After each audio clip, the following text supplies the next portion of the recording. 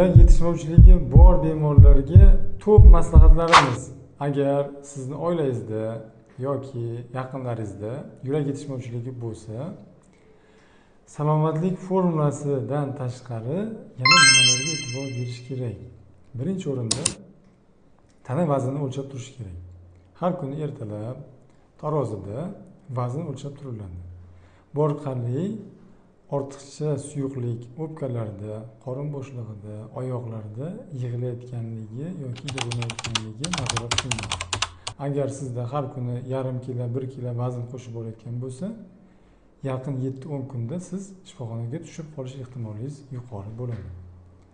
Ikkinchisi, ichayotgan suyuqlik miqdoriga, yurak yetishmovchilik darajasiga qarab o'rtacha 800, 1 litr yoki 1,5 litrgacha ruxsat beriladi va shu suvni miqdorida qabul qilish kerak bo'ladi. Uchinchisi, har haftada masalan 1 marotaba peshob miqdorini o'lchash kerak.